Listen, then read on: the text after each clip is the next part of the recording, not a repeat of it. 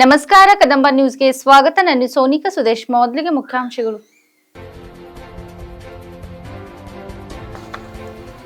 ಗುರುನಾನಕ್ ಶಾಲೆಯಿಂದ ಪರಿಸರ ದಿನಾಚರಣೆ. ಪರಿಸರ ಉಳಿಸಿ ಬೆಳೆಸಲು ರೇಷ್ಮಾ ಕೌರ್ ಕರೆ.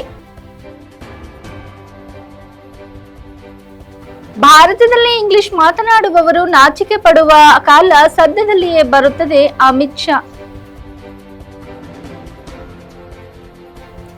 400 ವರ್ಷಗಳಲ್ಲಿ ಇದೇ ಮೊದಲ ಬಾರಿಗೆ ಮೈಸೂರು ದಸರಾ 11 ದಿನ ಆಚರಣೆ. ಸುದ್ದಿಯ ವಿವರಗಳು. ಯಾಂತ್ರಿಕ ಜೀವನದಿಂದಾಗಿ ಇಂದು ಪರಿಸರ ಸಂಪೂರ್ಣ ಹದಗೆಡುತ್ತಿದ್ದು, ಮುಂದಿನ ಪೀಳಿಗೆ ಉತ್ತಮ ಪರಿಸರದಲ್ಲಿ ಬಾಳಬೇಕಾದರೆ ಇಂದಿನಿಂದಲೇ ಹೆಚ್ಚು ಹೆಚ್ಚು ಗಿಡ ಮರಗಳು ನೆಡೆಸುವ ಅಗತ್ಯ ಇದೆ ಎಂದು ಬೀದರ್ನ ಗುರುನಾನಕ್ ಶಿಕ್ಷಣ ಸಂಸ್ಥೆ ಉಪಾಧ್ಯಕ್ಷೆ ಡಾಕ್ಟರ್ ರೇಷ್ಮಾ ಕೌರ್ ಅವರು ಹೇಳಿದರು. ಗುರುನಾನಕ್ ಪಬ್ಲಿಕ್ ಶಾಲೆಯಿಂದ ಹಮ್ಮಿಕೊಳ್ಳಲಾಗಿದ್ದ ವಿಶ್ವ ಪರಿಸರ ದಿನ ನಿಮಿತ್ತ ಗಿಡ ನಡೆಸುವುದರ ಮೂಲಕ ಕಾರ್ಯಕ್ರಮವನ್ನು ಉದ್ಘಾಟಿಸಿ ಅವರು ಮಾತನಾಡಿದರು. ಮತ್ತು ಹವಾಮಾನದ ಮೇಲೆ ದುಷ್ಪರಿಣಾಮಗಳು ಉಂಟಾಗುತ್ತಿವೆ. ಮಿತಿ ಮೀರಿದ ಪ್ಲಾಸ್ಟಿಕ್ ಬಳಕೆ ಪರಿಸರ ನಾಶಕ್ಕೆ ಕಾರಣವಾಗುತ್ತದೆ ಎಂದು ಕಳವಳ ವ್ಯಕ್ತಪಡಿಸಿದರು. ಬೀದರ್ ಜಿಲ್ಲಾ ಆಸ್ಪತ್ರೆಯ ಜಿಲ್ಲಾ ಶಸ್ತ್ರಚಿಕಿತ್ಸಕ ಡಾಕ್ಟರ್ ಅಹಮದ್ ಉದ್ದೀನ್ ಅವರು ಮಾತನಾಡಿ, ತಮ್ಮ ಮಕ್ಕಳ ಖುಷಿ ಕಾಣಬೇಕಾದರೆ ಪರಿಸರ, ನೀರು ಮತ್ತು ಆಕಾಶ ಸ್ವಚ್ಛ ಇಟ್ಟುಕೊಳ್ಳಬೇಕು. ಗಿಡಗಳನ್ನು ನೆಟ್ಟು ಒಳ್ಳೆಯ ವಾತಾವರಣ ನಿರ್ಮಿಸಿಕೊಳ್ಳಲು ಸಾಧ್ಯ ಎಂದು ನುಡಿದರು. ಗುರುನಾನಕ್ ಪಬ್ಲಿಕ್ ಶಾಲೆ 50 ವರ್ಷ ಪೂರ್ಣಗೊಳಿಸಿದ ಅಂಗವಾಗಿ ನಮ್ಮ ನಡೆಗೆ ಹಸಿರಿನಡೆಗೆ ಎಂಬ ಘೋಷವಾಕ್ಯದೊಂದಿಗೆ ಗುರುನಾನಕ್ ಸಂಸ್ಥೆಯಿಂದ 1,000 ಗಿಡ ನೆಡುವ ಸಂಕಲ್ಪ ಹೊಂದಲಾಗಿದ್ದು, ಗುರುದ್ವಾರದ ಪರಿಸರದಲ್ಲಿ ಚಾಲನೆ ಕೊಡಲಾಯಿತು.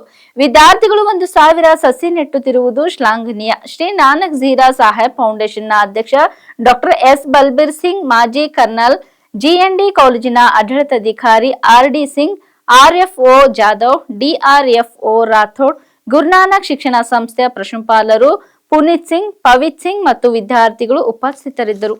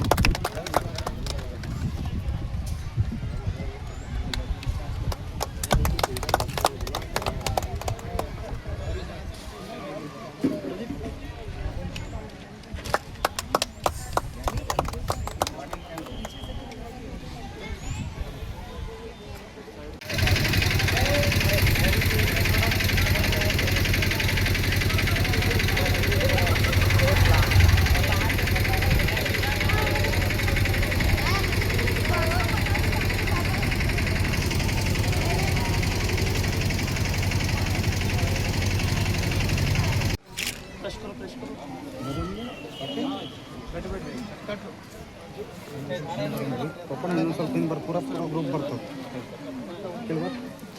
ಅನ್ನೋದೆಲ್ಲ ತೆಗಿನ ಹೇಳಿ ಗಿಡ ಚೆನ್ನಾಗಿ.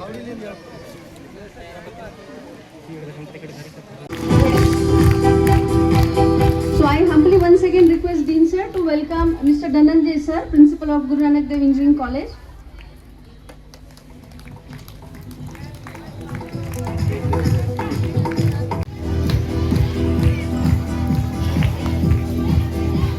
We welcome you sir. Let the claps go on children.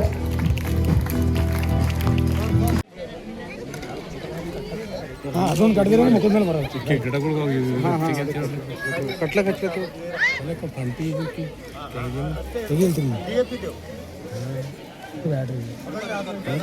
ಈಗ ಹಚ್ಚಿದ್ರೆ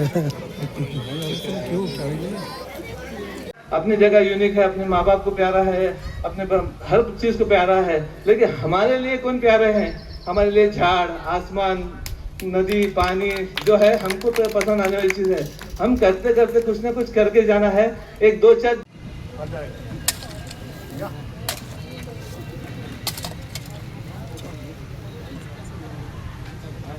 ನಾನು ಡಾಕ್ಟರ್ ಎಸ್ ವಿ ಪಾಟೀಲ್ ಅಂತ, ಡೀನ್ ತೋಟಗಾರಿಕಾ ಮಹಾವಿದ್ಯಾಲಯ ಬೀದರ್. ಇವತ್ತು ಜೂನ್ 19 ನಮ್ಮ ಗುರುನಾನಕ್ ಪಬ್ಲಿಕ್ ಸ್ಕೂಲ್ ವತಿಯಿಂದ ಒಂದು ಎನ್ವಿರಾನ್ಮೆಂಟ್ ಡೇಯನ್ನು ಭಾಳ ಅದ್ಧೂರಿಯಾಗಿ ಆಚರಣೆ ಮಾಡಿದರು. ಮತ್ತು ಭಾಳಷ್ಟು ಸಲ ನಾನು ಹೇಳಿದ್ದೀನಿ, ಇದು ಬೀದರು ನಾವು ಅರೆಮಲೆನಾಡು ಪ್ರದೇಶ. ಮಲೆನಾಡು ಪ್ರದೇಶ ಅಂತ ಎದಕ್ಕೆ ಅಂತೀವಿ, ಯಾವ ಪ್ರದೇಶ ಗುಡ್ಡ ಮತ್ತು ಪ್ಲೇನ್ ಮಧ್ಯೆ ಇರುತ್ತೆ ಅದಕ್ಕೆ ನಾವು ಅರೆಮಲೆನಾಡು ಅಂತಿದ್ದೀವಿ. ಇಲ್ಲಿ ಸರಾಸರಿ ಮಳೆ ಕೂಡ 850 mm ಮೇಲಾಗ್ತಾಯಿದೆ. ಈಗ ಆಲ್ರೆಡಿ ಕವರ್ ಮೇಡಮ್ ಅವ್ರು ಹೇಳಿದರು, ಡ್ಯೂ ಟು ಡಿಫಾರೆಸ್ಟೇಷನ್ ಅಂದರೆ ಗಿಡಗಳೆಲ್ಲ ಕಟ್ ಮಾಡೋದ್ರಿಂದ ಮತ್ತು ಡ್ಯೂ ಟು ಇಂಡಸ್ಟ್ರಿಯಲೈಸೇಷನ್ ಕೈಗಾರಿಕೆ ಆಗೋದ್ರಿಂದ ಮತ್ತು ಸಾಕಷ್ಟು ಲೇಔಟ್ಗಳಾಗೋದ್ರಿಂದ ನಾವು ಸಾಕಷ್ಟು ಮರಗಳನ್ನು ಕಡಿತಾ ಇರ್ತಿದ್ದೀವಿ. ಅದಕ್ಕೆ ಕ್ಲೈಮೇಟ್ ಚೇಂಜ್ ಆಗುತ್ತೆ.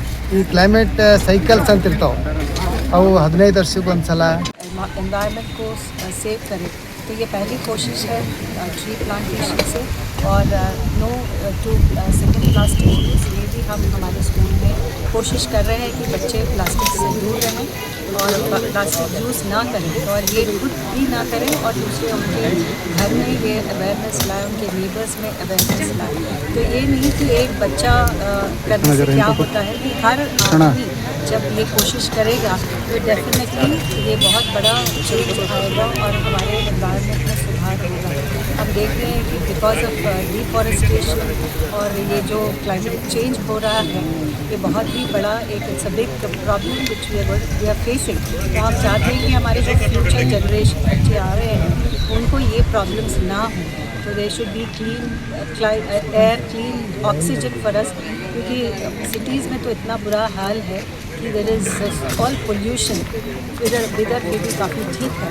हमारे बच्चे जब ये सब सीखेंगे वो खुद करेंगे और दूसरों में भी अवेयरनेस लाएंगे. तो इसलिए हमने ये प्लांटेशन ड्राइव आज ऑर्गेनाइज़ कर रहे हैं. तो मैं बहुत अपने तहे दिल से DFO को शुक्रिया अदा करती हूँ कि इन्होंने हमारे बच्चों को, हमारे स्कूल को काफ़ी सपोर्ट दिया है. सारे ट्रिक्स उन्होंने लिख करके दिया है, सब कुछ दिए हैं, हमारे बच्चे भी लाए हैं. तो but this help is a great support, motivation for all our children to go ahead. So thank you so much, and also I would like to thank Mr. Ishwar Khande.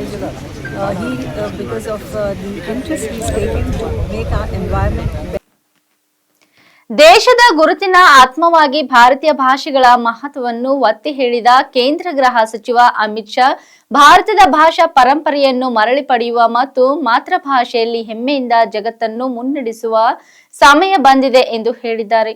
ನಿವೃತ್ತ IAS ಅಧಿಕಾರಿ ಅಶುತೋಷ್ ಅಗ್ನಿಹೋತ್ರಿ ಬರೆದ ಮೈ ಬಾನ್ ಸ್ವಯಂ ಖುದ್ ಸಾಗರ್ ಹೋ ಪುಸ್ತಕ ಬಿಡುಗಡೆ ಸಮಾರಂಭದಲ್ಲಿ ಮಾತನಾಡಿದ ಅಮಿತ್ ಶಾ, ಈ ದೇಶದಲ್ಲಿ ಇಂಗ್ಲಿಷ್ ಮಾತನಾಡುವವರು ನಾಚಿಕೆ ಪಡುವ ಸಮಯ ಶೀಘ್ರದಲ್ಲಿಯೇ ಬರುತ್ತದೆ. ಅಂತಹ ಸಮಾಜದ ಸೃಷ್ಟಿ ದೂರವಿಲ್ಲ. ದೃಢ ನಿಶ್ಚಯವುಳ್ಳವರು ಮಾತ್ರ ಬದಲಾವಣೆಯನ್ನು ತರಬಹುದು. ನಮ್ಮ ದೇಶದ ಭಾಷೆಗಳು ನಮ್ಮ ಸಂಸ್ಕೃತಿಯ ರತ್ನಗಳು ಎಂದು ನಾನು ನಂಬುತ್ತೇನೆ. ನಮ್ಮ ಭಾಷೆಗಳಲ್ಲದೆ ನಾವು ಭಾರತೀಯರಾಗಲು ಸಾಧ್ಯವಿಲ್ಲ ಎಂದು ಹೇಳಿದರು. ನಮ್ಮ ದೇಶ, ನಮ್ಮ ಸಂಸ್ಕೃತಿ, ನಮ್ಮ ಇತಿಹಾಸ ಮತ್ತು ನಮ್ಮ ಧರ್ಮವನ್ನು ಅರ್ಥ ಮಾಡಿಕೊಳ್ಳಲು ಯಾವುದೇ ವಿದೇಶಿ ಭಾಷೆ ಸಾಕಾಗುವುದಿಲ್ಲ. ಅರಬಿಂದ ವಿದೇಶಿ ಭಾಷೆಗಳ ಮೂಲಕ ಸಂಪೂರ್ಣ ಭಾರತದ ಕಲ್ಪನೆಯನ್ನು ಕಲಿಸಿಕೊಳ್ಳಲಾಗುವುದು. ಭಾಷಾ ಹೋರಾಟ ಎಷ್ಟು ಕಠಿಣವಾಗಿದೆ ಎಂದು ನನಗೆ ಸಂಪೂರ್ಣವಾಗಿ ತಿಳಿದಿದೆ. ಆದರೆ ಭಾರತೀಯ ಸಮಾಜವು ಅದನ್ನು ಗೆಲ್ಲುತ್ತದೆ ಎಂಬ ಸಂಪೂರ್ಣ ವಿಶ್ವಾಸ ನನಗಿದೆ. ಮತ್ತೊಮ್ಮೆ ಸ್ವಾಭಿಮಾನದಿಂದ ನಾವು ನಮ್ಮ ದೇಶವನ್ನು ನಮ್ಮದೇ ಭಾಷೆಗಳಲ್ಲಿ ನಡೆಸುವ ಕಾಲ ಬರುತ್ತದೆ. ನಾವು ಜಗತ್ತನ್ನು ಮುನ್ನಡೆಸುವ ಸಮಯ ಬರುತ್ತದೆ ಎಂದು ವಿಶ್ವಾಸದಿಂದ ನುಡಿದರು. गोविंद मोहन जी ने हिंदी के प्रति चिंता व्यक्त की. हिंदी की पूरी यात्रा का बहुत अच्छे से वर्णन किया, अभ्यासपूर्ण वर्णन किया, मगर मैं थोड़ा उनसे असहमत हूं. कोई संकट नहीं है. मेरी बात याद रखना, हम सबके जीवन में, मेरी बात ध्यान से सुनना, हम सबके जीवन में इस देश में अंग्रेजी बोलने वालों को शर्म आएगी, ऐसा समाज का निर्माण अब दूर नहीं है. चीजों को वो ही कर पाते हैं जो करने की ठान लेते हैं. और मैं मानता हूं हमारे देश की भाषाएं हमारी संस्कृति का गहना है. हमारे देश की भाषाओं के बगैर हम भारतीय ही नहीं रहते हैं. हमारा देश, इसका इतिहास, इसकी संस्कृति, ये हमारा धर्म, इसको समझना है तो कोई विदेशी भाषा में नहीं समझा सकती. आधी अधूरी विदेशी भाषाओं से संपूर्ण भारत की कल्पना नहीं हो सकती। वो केवल और केवल भारतीयता से हो सकती है, भारतीय भाषा से हो सकती है। मुझे पूरा बोध है कि लड़ाई कितनी कठिन है, मगर पूरा विश्वास है कि लड़ाई भारत का समाज जीतेगा और फिर से एक बार आत्मगौरव के साथ हमारी भाषाओं में हम हमारा देश भी चलाएंगे, सोच भी करेंगे, शोध भी करेंगे, नतीजे भी निकालेंगे और विश्व का नेतृत्व भी करेंगे।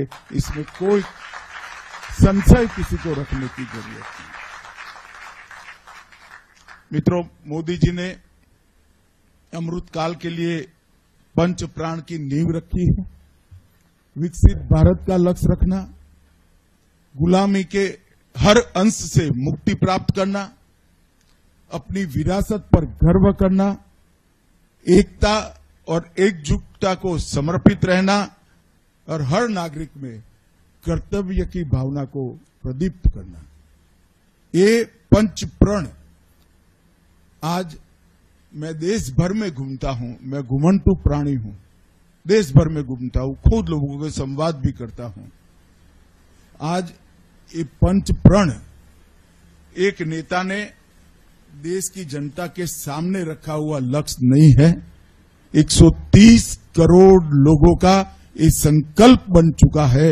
इसीलिए मैं कहता हूं कि 2047 में विश्व में हम सर्वोच्च स्थान पर होंगे।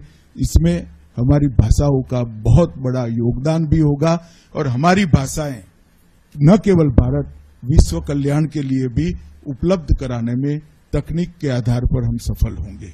मैं फिर से एक बार आशुतोष अग्निहोत्री जी को बहुत बहुत बधाई भी देता हूं और शुभकामनाएं भी देता हूं कि आप इसी प्रकार के साहित्य का सृजन करते रहिए और इस सृजन के माध्यम से विशेषकर जो देश की व्यवस्था से जुड़े हैं, जो एडमिनिस्ट्रेशन में जुड़े हैं, इन नए बच्चों को भी इस दिशा बताते रहिए। ऐसी मेरी शुभकामना देकर मेरी वाणी को विराम देता हूं। धन्यवाद। ದಸರಾ ಇತಿಹಾಸದಲ್ಲೇ ಬಹುತೇಕ ಇದೇ ಮೊದಲ ಬಾರಿಗೆ 11 ದಿನದ ದಸರಾ ಬಂದಿದೆ. ಪ್ರತಿ ವರ್ಷ 10 ದಿನಗಳ ಕಾಲ ನಡೆಯುವ ವಿಶ್ವಖ್ಯಾತ ಮೈಸೂರು ದಸರಾ ಈ ಬಾರಿ 11 ದಿನಗಳ ಕಾಲ ನಡೆಯಲಿದೆ. ಪ್ರತಿ ವರ್ಷ 9 ದಿನ ನವರಾತ್ರಿ, 10ನೇ ದಿನ ವಿಜಯದಶಮಿ ಆಚರಣೆ ಮಾಡುವುದು ವಾಡಿಕೆ. ಆದರೆ ಮಧ್ಯದಲ್ಲಿ ಪಂಚಮಿ ತಿಥಿ 2 ದಿನ ಬಂದಿದ್ದರಿಂದ ಈ ಬಾರಿ 11ನೇ ದಿನಕ್ಕೆ ವಿಜಯದಶಮಿ ಆಚರಣೆ ಮಾಡಲಾಗುತ್ತದೆ. ತಿಥಿಗಳ ಪ್ರಕಾರ ಸೆಪ್ಟೆಂಬರ್ 22ರಿಂದ ಅಕ್ಟೋಬರ್ 2ರವರೆಗೆ ಅಂದ್ರೆ 11 ದಿನ ದಸರಾ ಉತ್ಸವ ನಡೆಯಲಿದೆ. ಸೆಪ್ಟೆಂಬರ್ 24ರಂದು ಬರುವ ಪಂಚಮಿ ತಿಥಿ 25ಕ್ಕೂ ಮುಂದುವರಿಯುವ ಕಾರಣ ದಸರಾ 11 ದಿನ ಆಗಲಿದೆ. ದಸರಾ ಪರಂಪರೆ ಶುರುವಾಗಿ 410 ವರ್ಷ ಕಳೆದಿದೆ.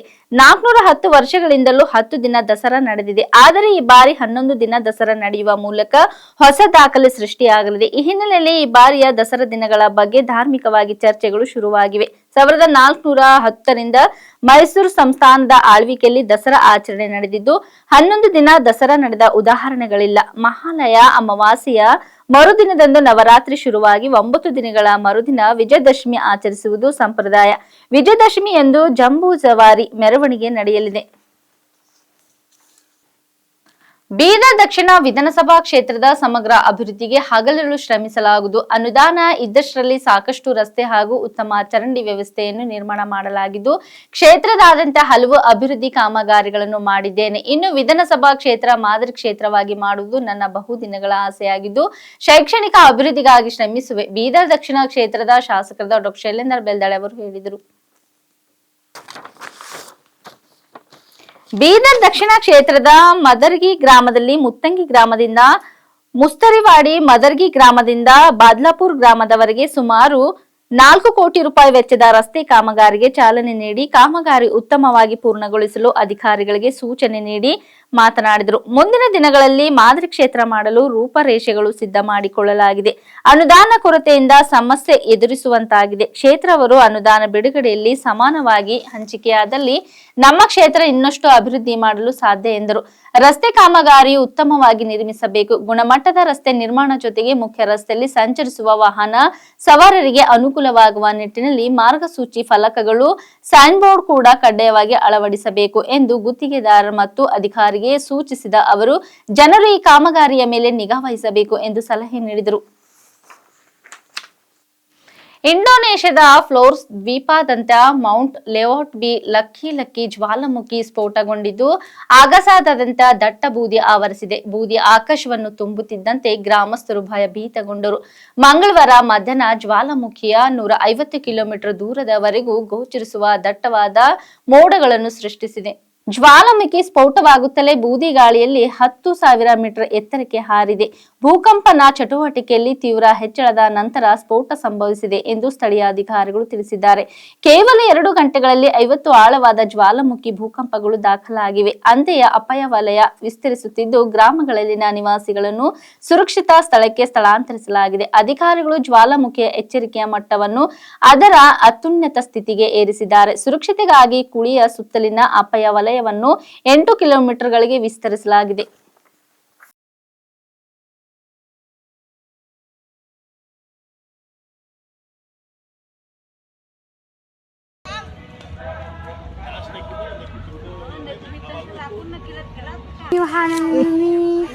Hari ini paling sadis. Berjadi na. Ini kami pantau dari Posko Bokang.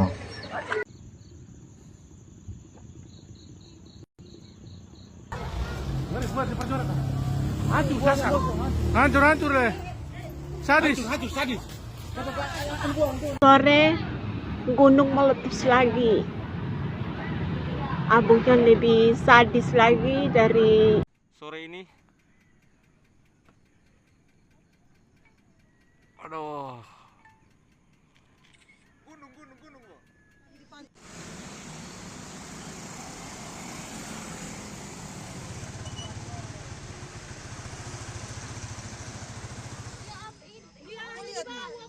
Kau lihat di pantai ini. Mana? Kau lihat kami di pantai. ಇಲ್ಲಿವರೆಗೆ ಸುದ್ದಿ ಕೊಟ್ಟಿದ್ದು ನಾನು ಸೋನಿಕಾ ಸುದೇಶ್. ಮುಂದಿನ ಸುದ್ದಿಯೊಂದಿಗೆ ಮತ್ತೆ ಭೇಟಿಯಾಗೋಣ. ವಂದನೆಗಳು.